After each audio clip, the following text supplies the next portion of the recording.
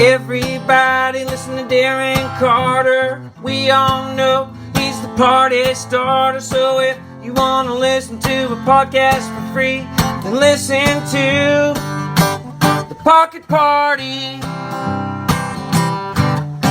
Previously on the Pocket Party Podcast, Darren started a party in your ear holes. And we're back. Hey, everybody, it's your host, Darren Carter, the party starter with the one and only Mr.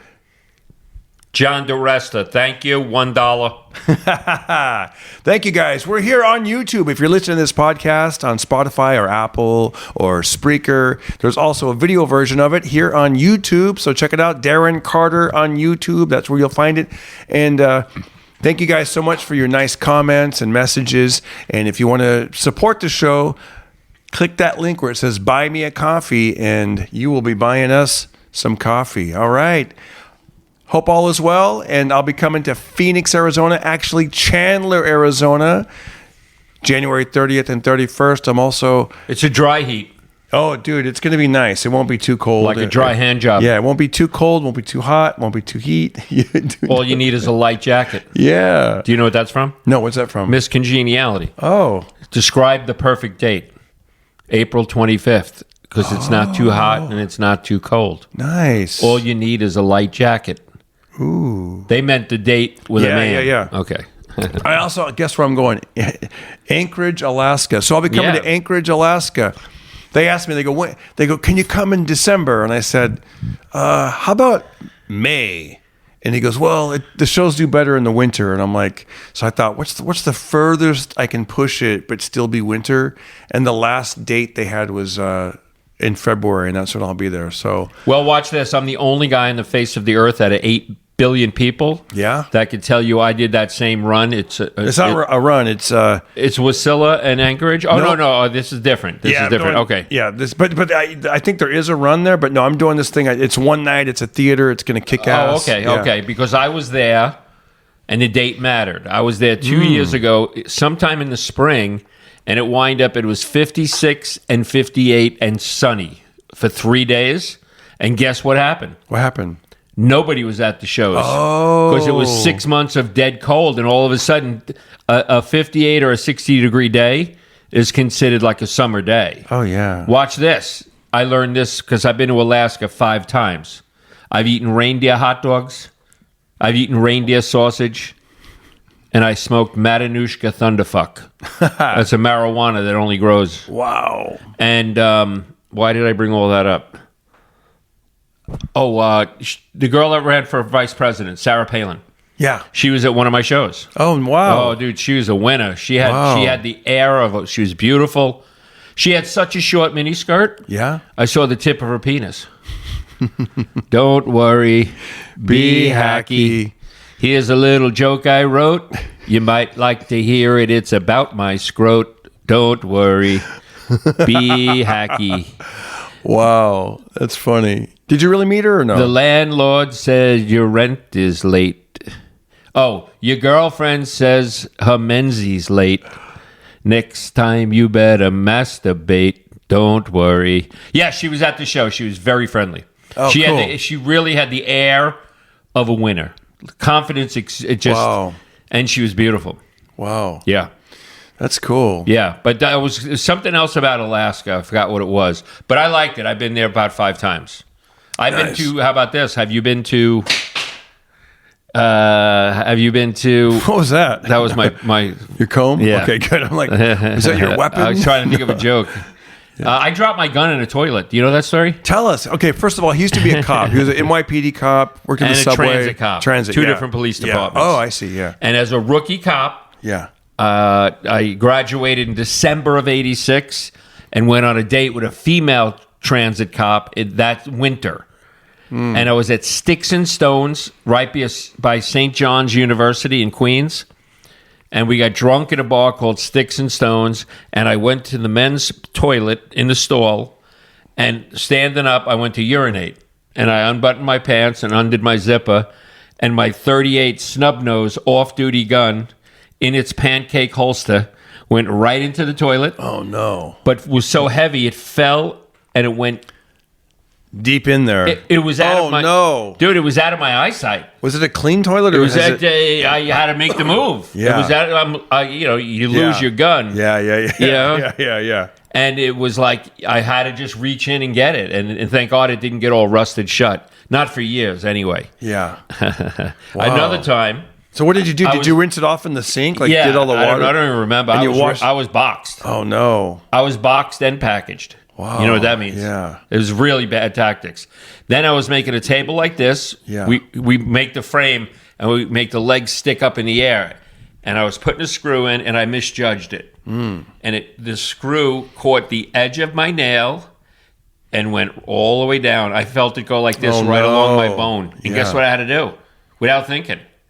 I had to hit reverse and go. Yeah, because you can't. And I felt the metal on my bone. Wow. But it was both of those where you had to make the decision, even though if you didn't want to do it. Yeah, you can't like just pull your finger out. You have to like. Well, it was screwed to the table. Oh. It literally pulled it in. Wow.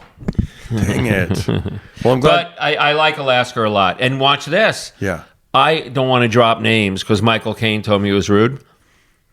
I did my very first Anchorage thing. Oh, North Pole. Have you ever been North Pole? It's literally a town. I drove by it. It's by Fairbanks, right? Yeah. Yeah, I drove by it. So I did you did 3 one-nighters. North Pole, bop, bop, bop, bop, bop, bop, bop, bop, bop, bop. And when I checked in the hotel, it's in the middle of nowhere to me. I'm a schmuck from Long Island. Now I'm in Alaska on dividends weekend. So all the Alaskans get their check, like a residual check from the oil companies. And all they all do is check into a hotel and get drunk. I'm stepping over all of them in the hallway the whole weekend. Long story short, I don't want to drop names. The lady that checked me in goes, "Don't you know, we had a comedian named Jamie Lissau, and he fell in love with a local girl." Oh. So I knew that Jamie Lissau was dating a girl from Alaska. And I just thought it was really remote. And now I have a girlfriend in Boca Raton, Florida, and the last one was in Pennsylvania. And I live in La La Land. So who am I to say anything about a long distance thing? About long distance. But you could be in LA and have long distance, like it could be on the map. It might look like it's 24 miles, but in reality it could be like an hour and a half. And that's geographically undesirable, as they say. Yeah. It's for me, it's a strange thing. I actually don't mind it. It's easier to accept if they're like in another state, but it'd be harder like if you were to date somebody that lived in Orange County, because it sounds close, but it's like 2 hours away, In a car. Yeah, traffic. As opposed to long distance where you set it up. Hey, I'll do some gigs. We'll have a good time, and I'll come back.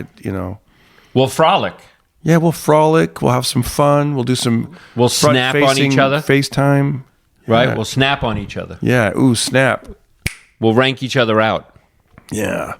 I was going to ask you about eavesdropping. I was thinking about the lost art of eavesdropping, and why I say that is people don't eavesdrop anymore because a lot of people are not talking. They got the headphones in. They're only texting each other. They're all weird and quiet. This. They got we're their mask eavesdropping on every single person on Instagram. Like we're checking in. Oh, I see what you're saying. Yeah, no, dude, I check in with people that don't know I'm checking. It's 100%. It's a different form of eavesdropping. It's like a very, very, very human nature thing to do, to be nosy, to listen. I think they call it lurking. You're lurking. Well, I worked in the subway of New York, so you're listening to, full on conversations. Yeah, you're listening to blah blah blah, Yankees Mets, and then over here you're hearing a story about sex, like, you know what I mean? Yeah. You're hoping to hear stories about sex. But my wife Fran was an eavesdropper. That's why it's funny you ask. A legit, we met in '88 and we went on a vacation to the Bahamas like a month and a half later.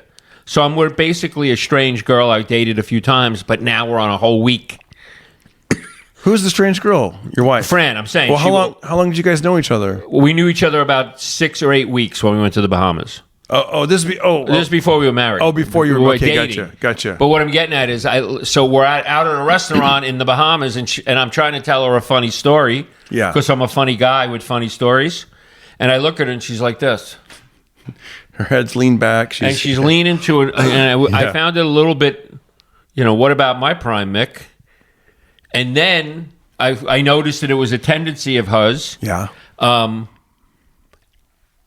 And on our 20th wedding anniversary, we went to an Italian restaurant right by Warner Brothers. You would know the name of it. Little Tony's. It used to be Rock Bottom. Not the Little Tony's that we know about. Yeah. It was called Rock Bottom. And it was right across the street from Warner Studios. So we're out to dinner. It's our 20th wedding anniversary. And I'm trying to reminisce. And she's like, and she's listening. And she goes, 2 gay guys. I go, okay. I'm not that concerned. Yeah. 2 gay guys on their first date. Oh, snap. They're on their first date. 2 gay guys. Yeah. So we get done with dinner. We get a free dessert. And I said to the waiter, Italian guy, I said, can you take our picture on a digital camera? It's before iPhones. Yeah. Can you take our picture? And he takes a couple pictures, and I look at it, and I smile. And Fran goes, what does it look like? I said, it looks like 2 gay guys on their last date. You get it? Because she looks like a guy and I look like a gay guy. And we've been together so long that we're both old. Yeah. You dig? It was a twist on words. Yeah. On their last date. That's funny. So I'm like that too. I'm a nosy guy. I remember I used to go to this place in Glendale. It's closed. It was called Conrad's. You ever go to Conrad's? No. It was great. There was 2 of them that I knew of. I used to love Conrad's. You'd go there after your shows. And I remember the cops always sat in this one last booth, and I always choose the booth right next to them, and because you always feel like it was a little bit safe. And also, it's kind of like a low-budget police scanner, because you'd sit there and you'd hear all their like cop tales like right behind you. Yeah. And they're like, yeah, this happened and that happened. And you're like, oh, this is cool. Entertainment, free entertainment. Well, you know what I was known for, and I never saw it coming. I was a rookie cop. It was before I met Fran. And they put you with an old-timer that doesn't want to be with you. Yeah. They have their routine. They're going to do what they're going to do at night. They're going to sleep. They're going to get drunk. They're going to go meet the girlfriend. Police work is number 7 on the list. For real. Yeah. Right? You're looking to get drunk. You're looking to have sex. You're looking to get injured. Guys spent their whole career looking to get injured. Wow. Or you stand in the subway with an old timer for 8 hours, and like right off the bat, like the second or third old timer they put you with that you don't know them. Yeah. They both said, you ask a lot of questions. And for me, it's like, I don't know if that's a form of eavesdropping, but I want to know where you live. I want to know if you're married. I want to know. It's weird, My wife was hiking today, and she said that when they were coming down the hill, she heard she was eavesdropping because this guy. She goes, all I heard was a little snippet of what the guy said. She goes, but I wanted to know the rest. It was a white guy, and he was walking with a Japanese guy, and the white guy, he goes, that's it. I've taken 30 years of this shit, and I'm done taking crap. I'm not taking it anymore. And he goes, I don't care if it pisses off family or friends. And then he goes, yeah. Japanese are usually pretty quiet about it, but I'm getting upset. So I don't know if he was talking about his Japanese wife or. I think it means he was married. Two Wongs don't make a white. Probably. Come on. Here's a little joke I wrote. My wife said it sounded like he was to her, she thought it sounded like a husband who just had enough. Yeah. He's enough. But then again, maybe that was his way of just being like almost like in The Sopranos. Oh, yeah, telephone tough guy. Maybe he was like a mountaintop tough guy. Like he's just getting it out. And then when he gets back in his car, then he's like, hey, honey, how's everything? But up on the mountain, he was like, that's it. I'm not taking it anymore. I got opinions too. You know how you're an eavesdropper when you speak to someone on the phone? Yeah. And they don't hang up. And you start that. My wife would she would light up. They can't hear us. And usually I don't want someone talking bad about me. Right. And then their true colors. But I doom scroll 3 times a day. I just look, stop, look, stop, look. Yeah, it's weird. I saw. I did a great gig in Bakersfield this last weekend, and if you're watching from Bakersfield, love your town, man. I love it. And Ari, I went with Ari, and we did a country club, and he thought this was funny that I would say this, but I really feel this way. A lot of times people like to shit on Bakersfield, but I go, Bakersfield's what you make of it. It really is. If you want to go, like for me, it's perfect, man. I hit up the Western store. We hit up one of the most popular Mexican places up there I'd never been to called Mexicali. Beautiful, big old Mexican room with different rooms and furniture, like that was beautiful, and the food was fantastic, man. It was great. Went there. Buck Owens Crystal Palace closed. I didn't get to go there. I know. I didn't get to go there, man. Nothing lasts forever. I know. Rest in peace. That was a great venue. And then we went to the show. The show was fantastic. It was a country club, and a Baker's. Even that sounds kind of funny. The Bakersfield Country Club. You know what's funny about it is you drive and you go up a hill. Up towards the hills, and it has this beautiful view. Have you ever seen the Castaway Restaurant golf course over here at DeBell Golf Course in Burbank? It sounds familiar, but I'm not sure. Or have you ever been in those two twin tower Holiday Inns in Burbank, right along the 5? Have you probably seen those towers? Yeah, I know where they are. And it was like there's a glass elevator you can go up, and my point is you're up high, and then you can look over the whole valley. I didn't know Bakersfield had that view. Wow! But from that country club, you go up there, and you're looking down at all the sparkly lights. It's like, what a trip, man. And the show was fun. It was one of those shows where, I asked one of the waiters, he was familiar with my comedy, and we kind of hit it off, and I go, what do you know about these people? Are the members, are they like cops? Like who's out there? And he goes, oh, there's some different farmers, there's some grocers. I go, what do they grow? And he goes, onions, carrots. I go, okay, that's interesting, because I'm from Fresno, right. And it's more like grapes, cotton, peaches, walnuts, almonds. So, anyways, during my set, it turns out there was there was a husband and wife. They're probably in their mid 70s at least, and they were carrot growers. They grew carrots, and dude, I just went off and I just killed with joking with them. I said, the couple. I go, you guys grow carrots? I said, you're no offense, but you're definitely over 65, and I should have known you growing carrots because neither one of you are wearing eyeglasses. Whoa. And everyone's like, ha, ha, ha, ha. You know what joke I thought of? What'd you think of? I wish I can grow a carrot. I'm too old. I'm on too many medications. Yeah. Yeah. Yeah. You got a limp biscuit. Don't worry. Be hacky. Yeah, I don't want to go hacky yet. I mean, I did, but no, I get it. And then I said this. I go, man, what a lovely wife you have. I'm sure you got a little bit fooled when you go, I would like 14 carrots. And he got down on one knee and actually literally gave you 14 carrots. A dozen carrots plus 2 extras. And then get this, on top of it, they were Armenian. So my wife's Armenian, so I started doing some Armenian jokes to them. I go, and I said, my wife's Armenian. She grew up on a farm. I call her my little Farmenian. I mean, this stuff was killing, dude. It's like nice farm humor mixed with family humor. And then their son was this big Armenian guy. And I go, and who are you? I go, are you related? And he goes, that's my parents. I'm their son. And I go, oh, baby carrot. Yeah, there you go. And at the end of the night, when we took photos and stuff, he's like, hi, nice to meet you. I'm baby carrot. And I was like, nice to meet you. That was pretty cool. I had there was 40,000 New York City cops when I was on the job. Yeah. And I got the only Armenian New York City cop as a partner. Yeah. And you know how I knew he was Armenian? I didn't even see his name tag. He was in uniform. I knew he was Armenian. How'd you know? His last name, I-A-N. No, I didn't see the name tag. He had one eyebrow, and then he had hair on his gun butt. And he had hair on his nightstick. He had hair on his handcuffs. Wow. Sounds like a freak. And his mace smelled like perfume. Smelled like Dracu Noir. Yeah, I was trying to think of the name. Yeah. That's funny. Don't worry. Yeah. Be happy. But yeah, so we did the show, and it was really, actually, it turns out that there was a big table. They were really in good spirits. And they were the guy, it was his family that owned that Mexican restaurant we'd gone to earlier, Mexicali. And everybody was just so sweet, so cool.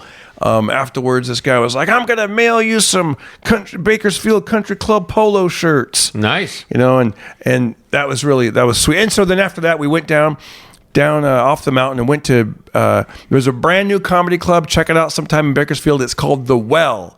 They just opened. We went to the grand opening of The Well, and Rob Schneider was at the Fox Theater. Okay. In Bakersfield. The same owner is also a promoter, and he brought him to the theater.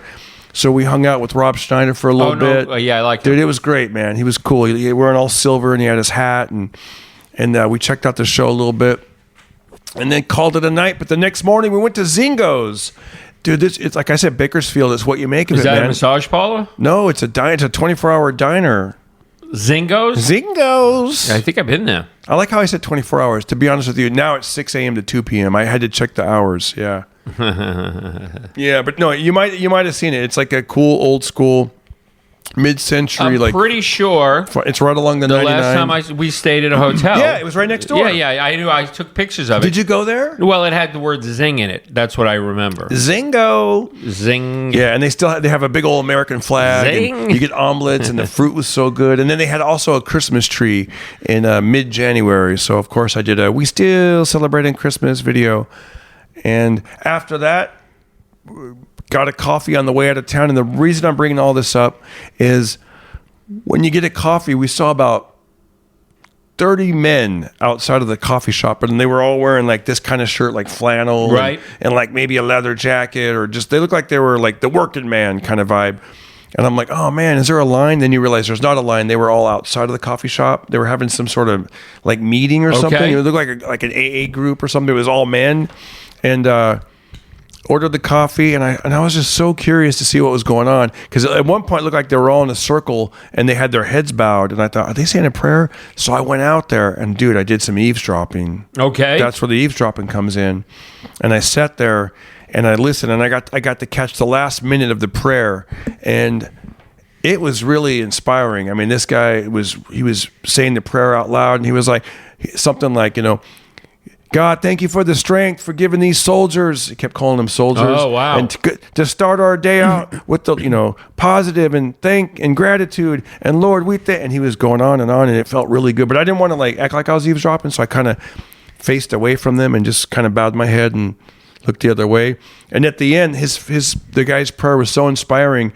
Usually people, when they pray like that, the main person will go, amen. And then other people go, amen, amen, or whatever.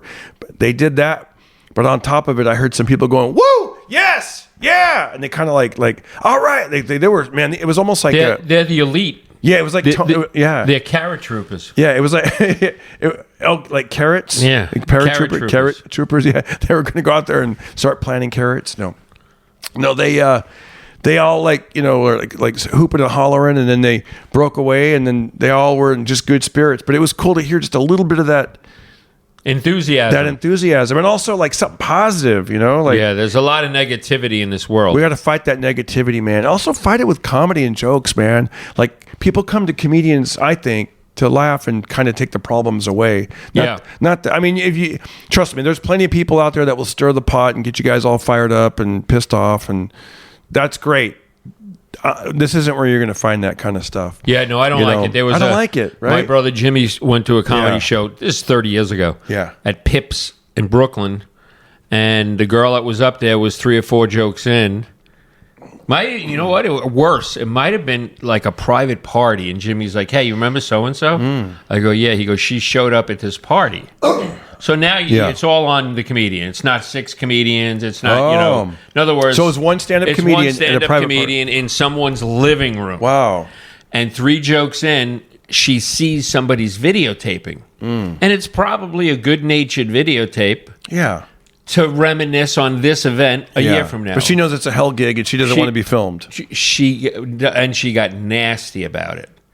You don't know who gives you the right. And my brother Jimmy said, you could tell this woman had no idea. Do we know who this woman is? I do.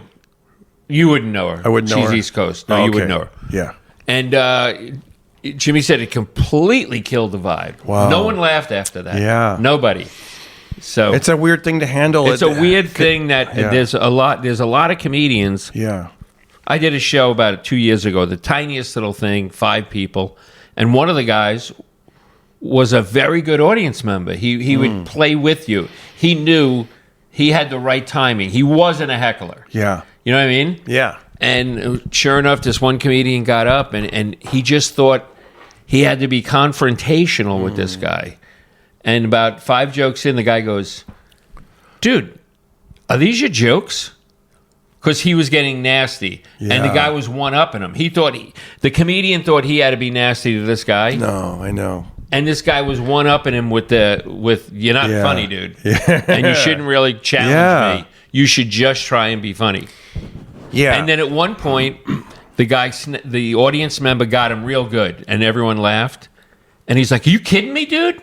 And he goes to put the mic in the stand like he's going to step down. And 5 minutes before this, it was a great vibe. Yeah. And this guy was funny. Yeah. Has that guy gone on to anything good? No, he sucks. Yeah. It's like, I've seen that happen recently where the comic on stage does a little bit more like edgy stuff like you're not supposed to say, like, women jokes about, the trans jokes, black jokes, whatever, that kind of thing. And it's almost like, remember how Howard Stern's audience would be like, yeah, like back in the day? Yeah. This guy kind of has that sort of audience, but he's not quite skilled yet, in my opinion.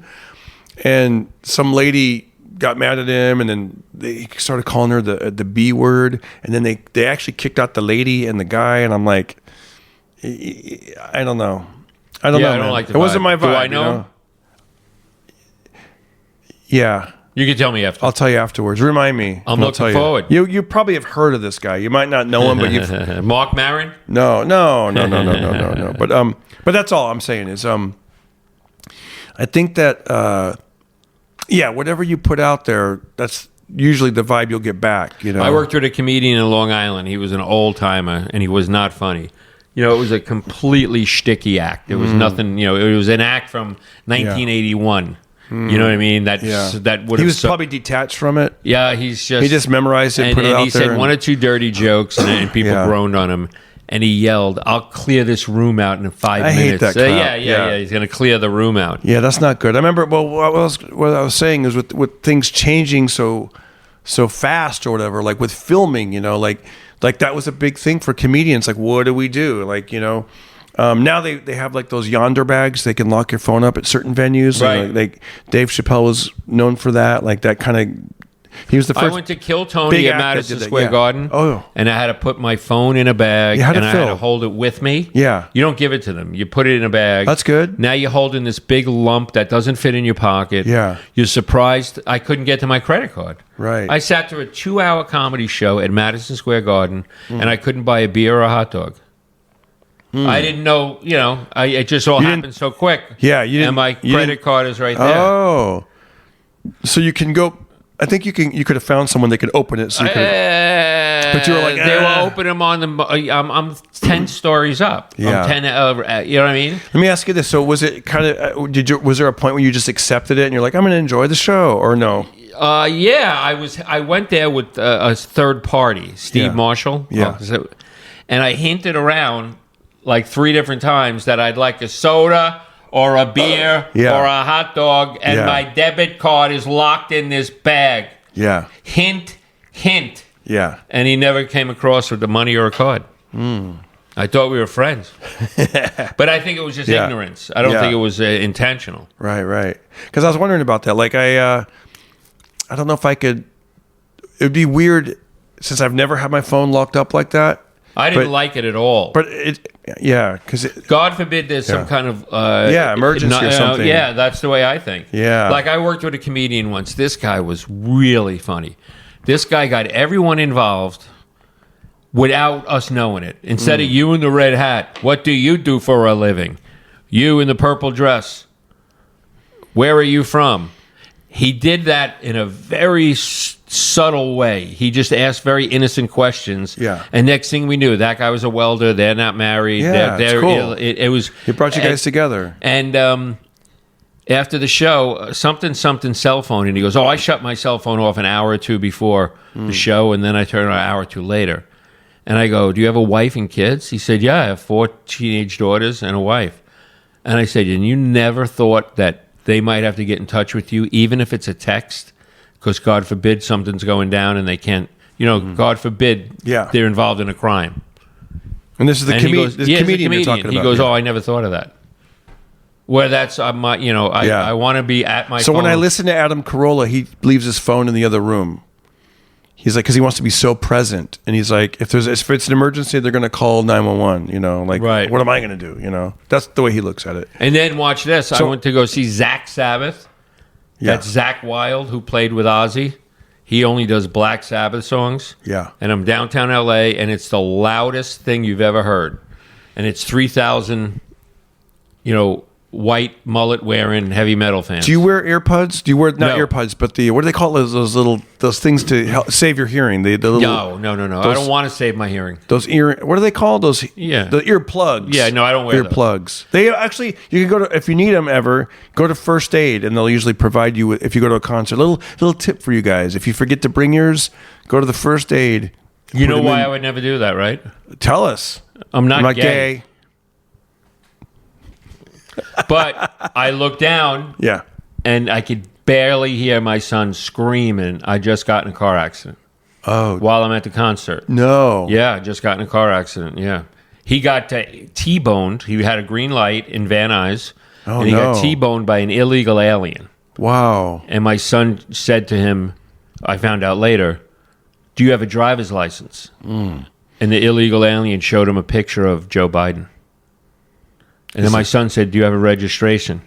And he showed a picture of Kamala. Wow. And my son did, do you have insurance? And he showed him a picture of Gavin Newsom. Wow. Those are his get out of jail free cards, in other words. I got a question for you. I'm not gay. Not yet. It's only gay if someone sees it. Here's a question. Do you know that? Do you know what you usually say when someone goes, "I got a question for you"? Yeah, 2 inches soft. Yeah. Uh-oh, he's having a hack attack. Did he really try to call you during the concert? He was very upset. And when so now I said, let's text. Yeah. While people are standing Oh, up. that sucks. Yeah. Yeah. So and Yeah. And he said he's physically okay. No, that's good. all. So That's good. I did not leave the concert. Wow. And then about 4 months ago, I'm in Boca Raton, Florida, in Leslie's condo. We're watching TV. We're having fun. Probably smoking a little. And Sabrina called crying her eyes out. She had just gotten in a car accident. Damn. And she needed. Yeah, I've gotten about 10 or 15 calls of crime victim, car accident, so-and-so died. Yeah. Yeah. But I was able to help talk Sabrina off the ledge. You know what I mean? Yeah. And I just found out how to put this phone on silent. So when I take a lot of naps, and even before I go in You for don't a just nap, turn the volume all the way down? nah, I don't know. I just hit silent. But what I'm getting at is it's in those 2 or 3 hour nap that something can go down. Yeah. I got a question for you about concerts. Do you remember your first concert? It would have to be Twisted Sister. For Twisted Sister? Yeah, I was about 16. I was thinking about this. My first, I went to like the free concerts that would be at the fair, Right. like in Fresno at the Paul Theater. And I don't really count those because you're sort of at the, you're already at the fair, and they're, we didn't even pay to, you know what I mean, to go get close. It was just sort of like, oh, they're way over there. There's whoever. Quiet Riot. I wish. This is not who we got at Fresno. Do you remember the song by Quiet Riot? Which that one? main song? Mental Health Will Drive You Mad. Bang your head. mom. I just listened to that song today, and I thought that'd be a good walk-up song. Yeah, I use it. Have you ever walked up to that song? Yeah. Dun, Well, dun, dun, Well, I'm dun, a axe dun, grinder, dun, dun. pile driver. Yeah. Well, I'm a axe driver. Yeah. I just saw him in an interview, the lead singer. You want to know something funny? I moved to LA in 1998, June 30th, and we lived here probably 24 hours, maybe 48 hours. Yeah. And the first star I saw, I think I told you, was the lead singer of Rat. Oh, wow. Yeah. Stephen Piercy. I saw Stephen Piercy, Yeah. Wheels Parisi, Wow. and Laura San Giacomo, all in the first 3 days. Damn. You were Yeah. like, whoa, this is Hollywood. This is wild. This is the real deal. This is a real deal. I'm in.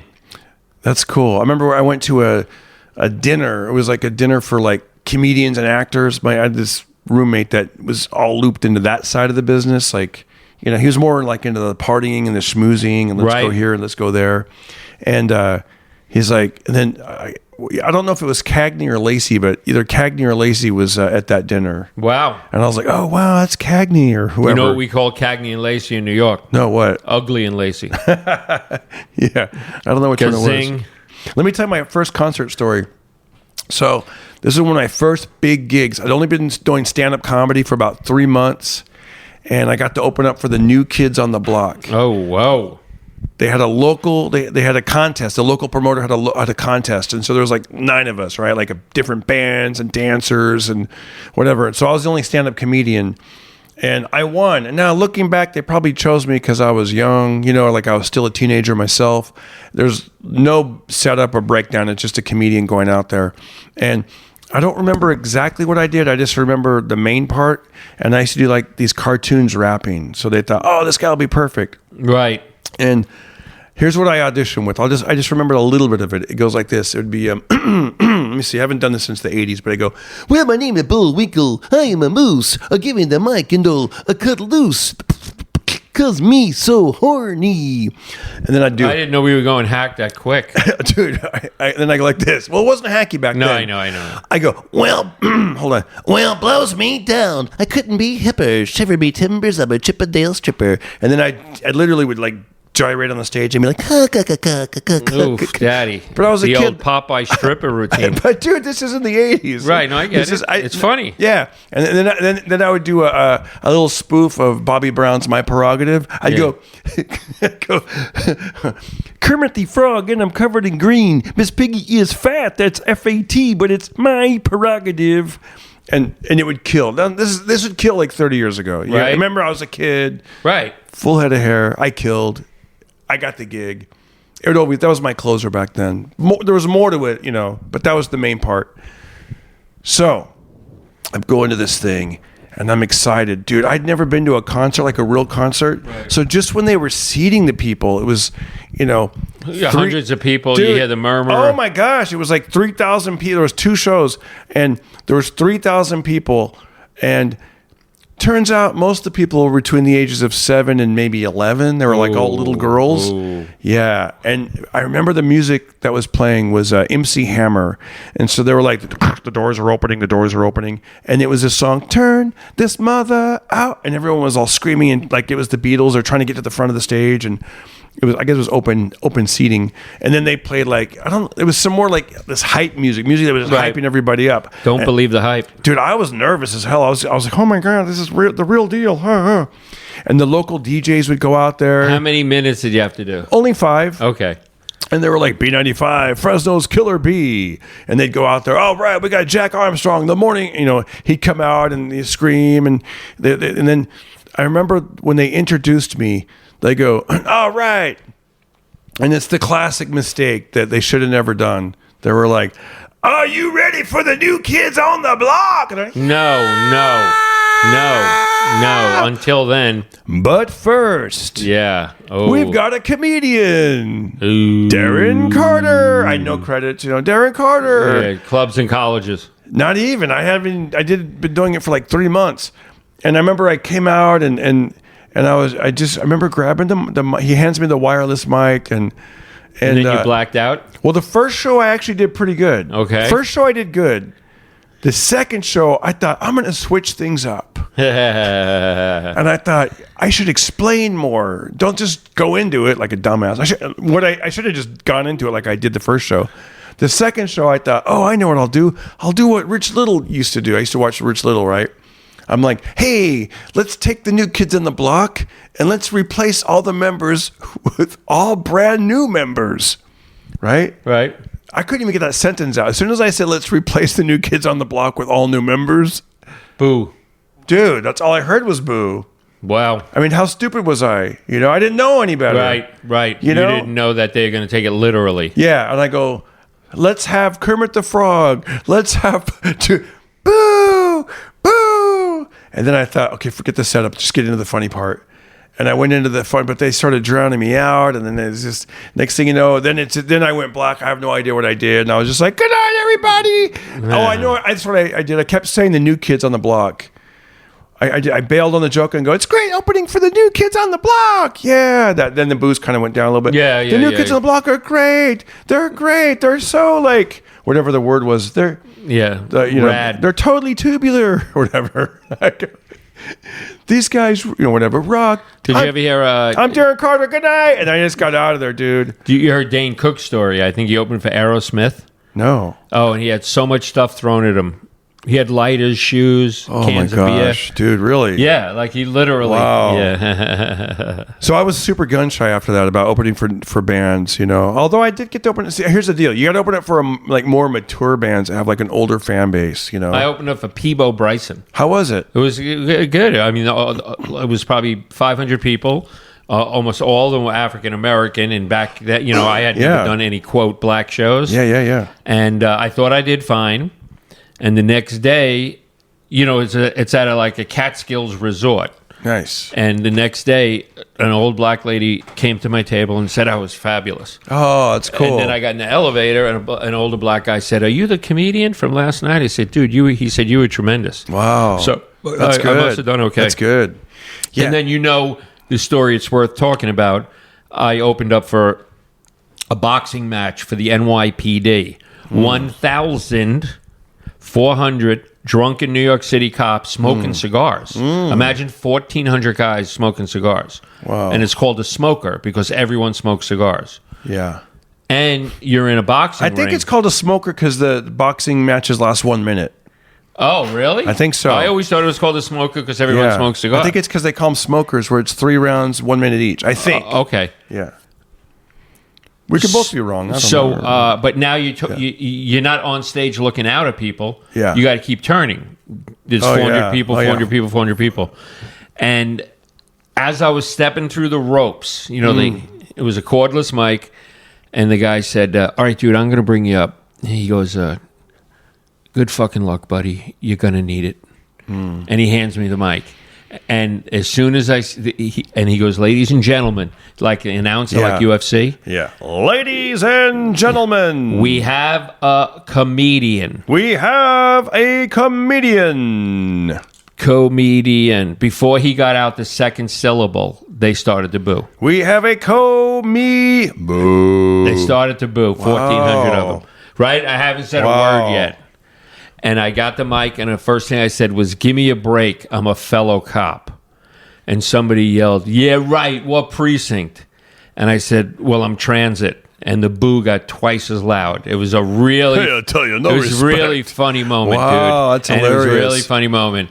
And now the boo was good natured because they giving me a break, but they booed twice as loud. Oh, that's funny. And my next line was, "Our motto: you ride, we hide." And that's all I had to do. They knew I was a legit cop. They knew that it was a funny slogan. Yeah. You know what I mean? And they kind of know that subway cops hide out. Yeah. Because you work alone.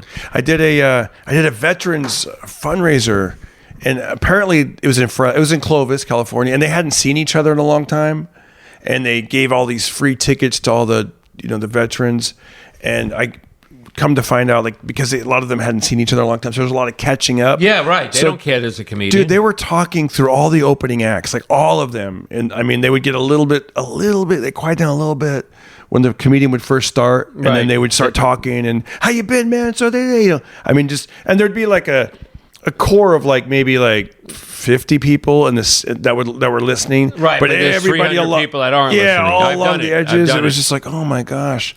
So, dude, you know how I got the entire crowd to pay attention? You showed him your vagina. No, this is smart. You should do this sometime. Look at this. I'm going to hold this up. See this? See the flag? Yeah. Am I holding it up right? No. Okay, sorry.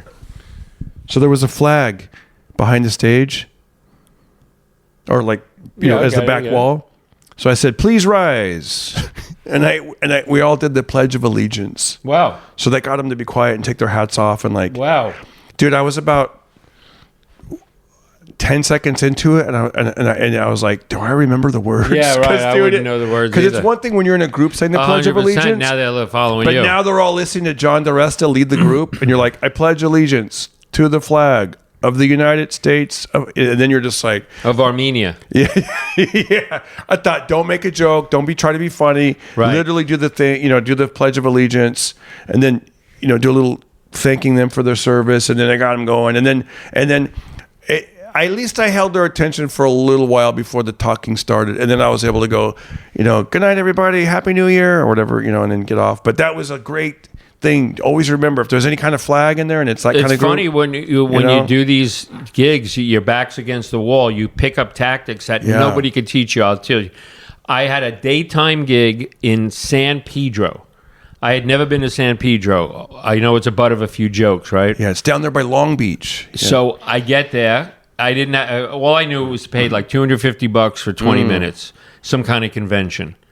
I open the door, and it's 250 former Mexican biker gang members that are now out of jail and in NA and AA. So this is an NAAA meeting of tough Mexican guys. They're in NAAA and what's up, eh? Yeah. Orale. Neck tattoos, leathers, vests, the cut. And I stick my head in, and someone happened to hold a microphone, was holding a mic, and goes, it looks like the comedian's here.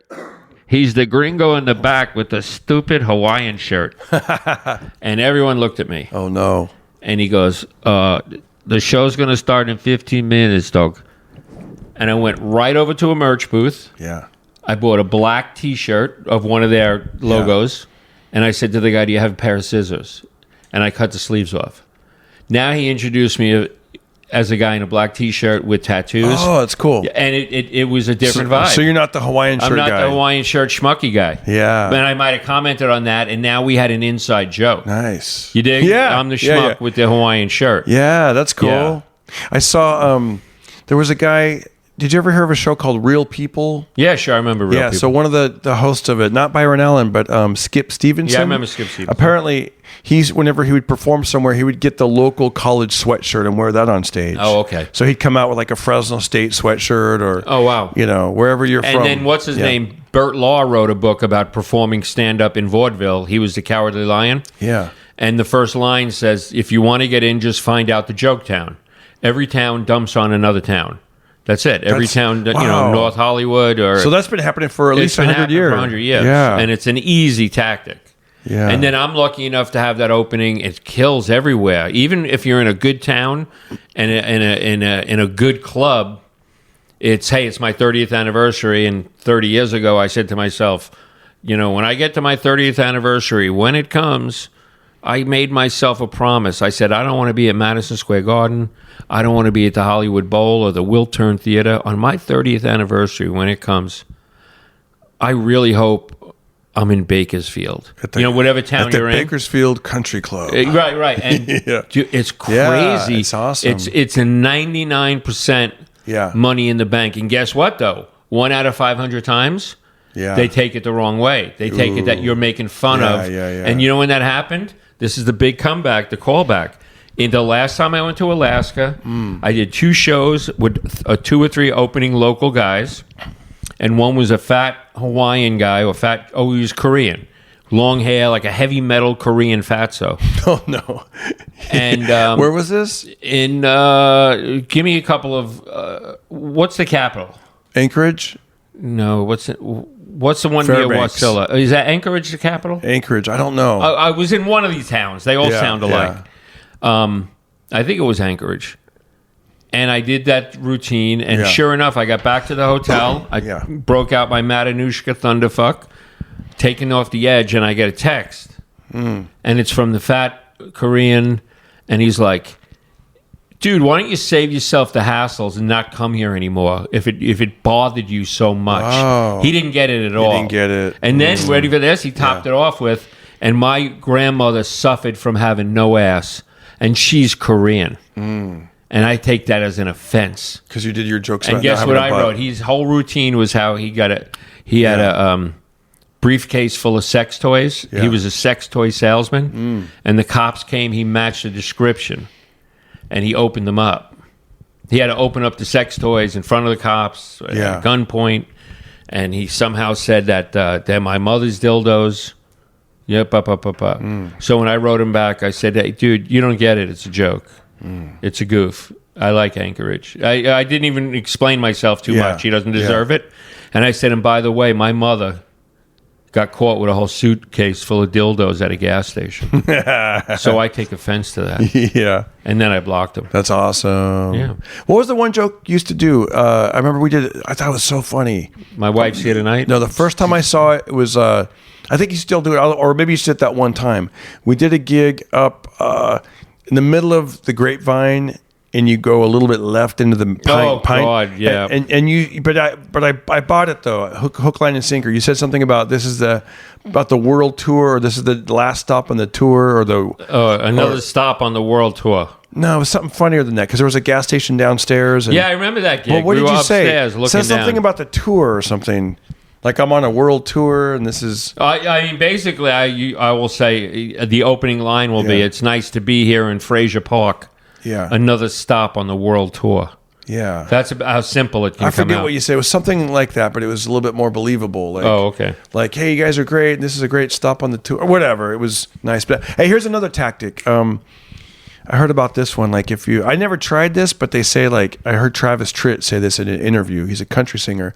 He said whenever they played like these roughneck, redneck bars, that back in the day when there'd be a fight, the way that they would calm everyone down is the band would they'd start singing Silent Night. Really? Yeah, so they're all fighting and getting mad. If I have you, Silent Night. Oh, yeah, that works. I do know I do so many second-rate gigs that you have to get their attention, Yeah. then be funny.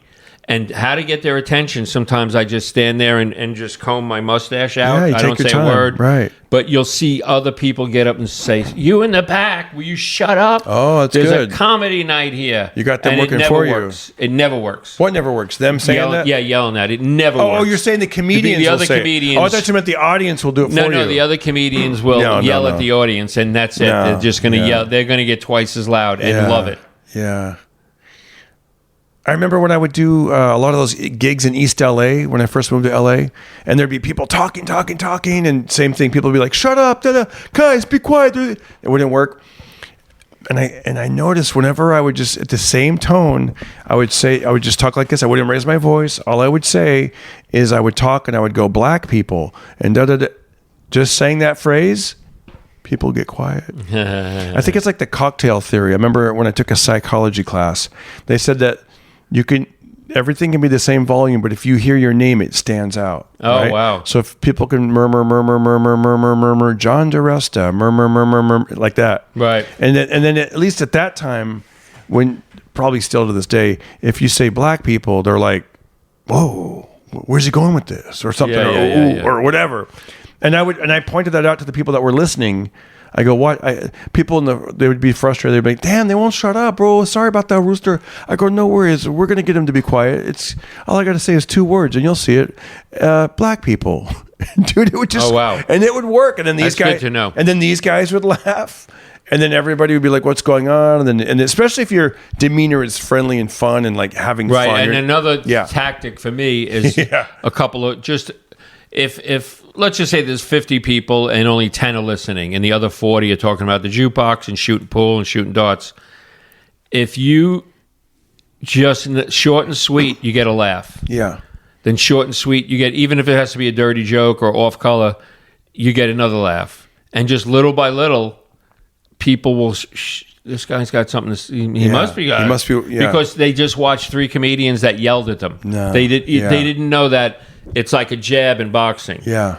And even Amy Ashton told me recently something about when I have to do a longer set, she said, you should get up, get their attention with the New York accent, short, sweet jokes that you know work.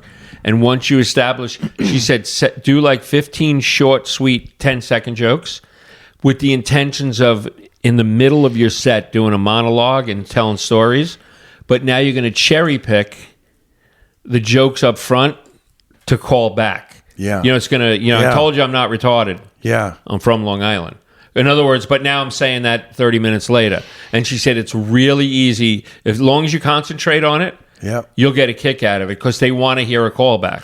Yeah, that's cool. I got to do Comics Unleashed this week. We filmed it this week. It was great, man, down in Culver City at the big studios, big TV show. It's on CBS Nice. Monday through Friday. Before it was in syndication, so Comics Unleashed would kind of pop up here and there. And this is my 3rd time doing it. And just preparing for a TV set, your show's going to get tighter. Just Right. preparing for it. Because now you're like, right now you're like a free range chicken. You know, we're go out there, do whatever we want. Right. And, you know, but when you got like a thing, they're going to want like, 7 to 8 different like bits. Right. You know, like, so John, tell me about, and you're going to make, so after my first comedy set after taping the show, I was like, damn, this stuff is what you just said, like a machine gun. Right. You know, because I'm clumping all these jokes together. I can tell when my wife is mad at me because, boom, there's a joke. Well, There's you're another joke. also There's you're another also joke. taking Yeah. 50 bits and boiling them down to 10. Right. And the 10 you want to talk about, the 10 that you know get a laugh. Yeah. And I don't want to top it, but that's the studio that I first met Robert De Niro. Your turn. Nice. Which one? In Culver City? Yeah, which studio you at? It was all the white buildings, picket fences. I don't know. It's whatever Byron Allen studio is, like Okay. AMG or something, or Got it. I don't know.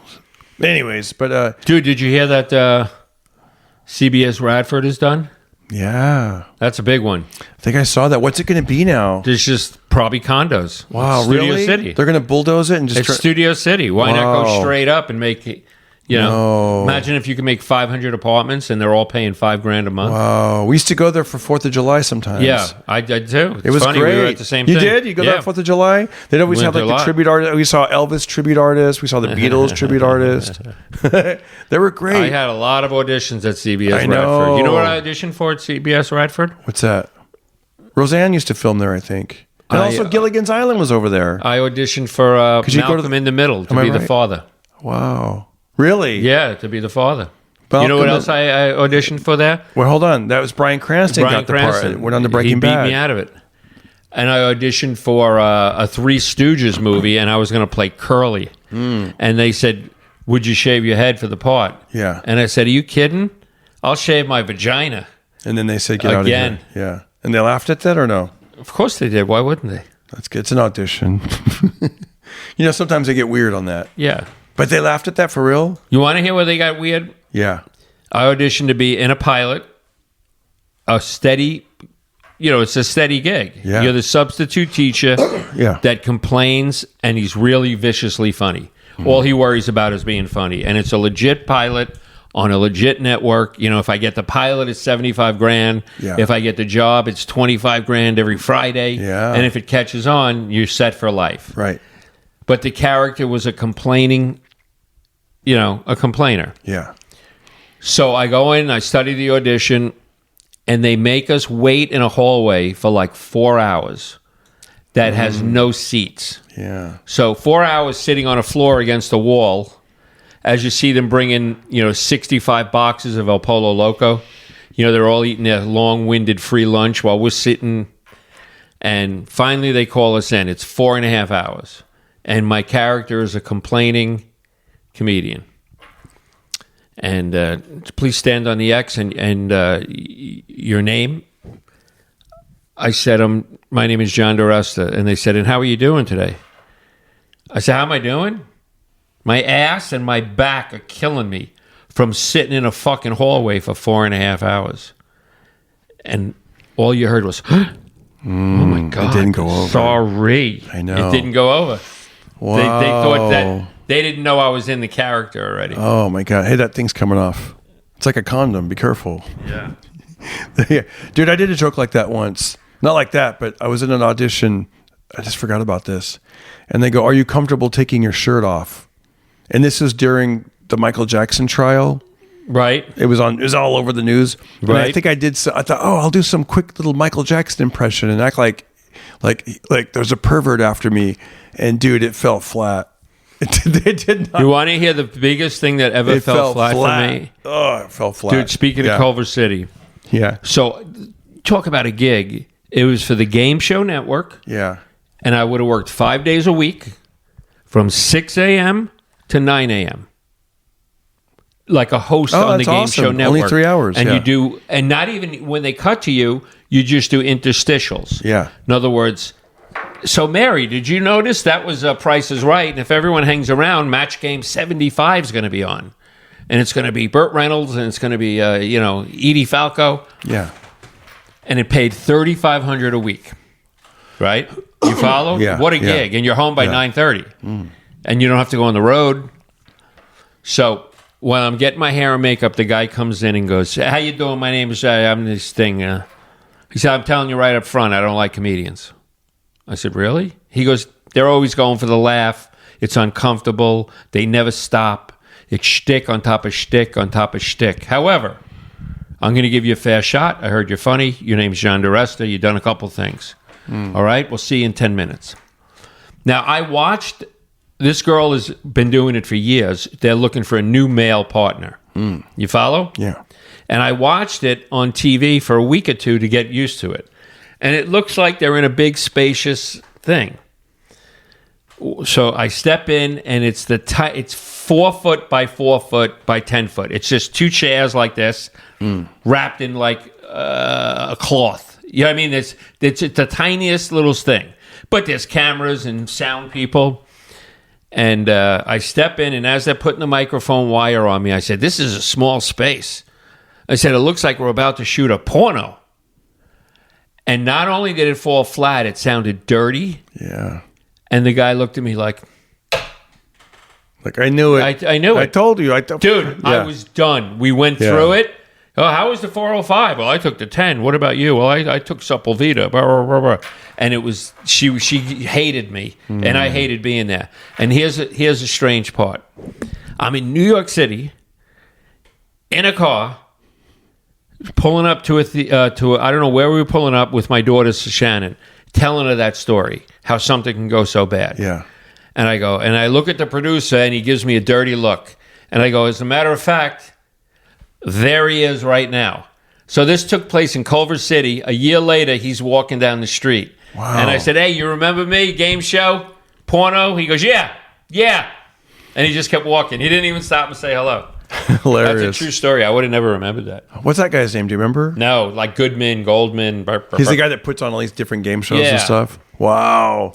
And it was funny. While I was in the makeup chair, he goes, "I don't like comedians," and I worked with them all. Wow. I go, "Did you work with Groucho?" He goes, "Well, I mean, most of them." I said, "Did you work with Jay Leno?" I said, "So you didn't work with all of them?" Like, I had to challenge him. So you're already getting combative with Yeah, them. yeah. Gosh. Yeah, I'm a douchebag. That's hilarious. You know my pronouns? What are they? A-hole, douchebag, wise ass.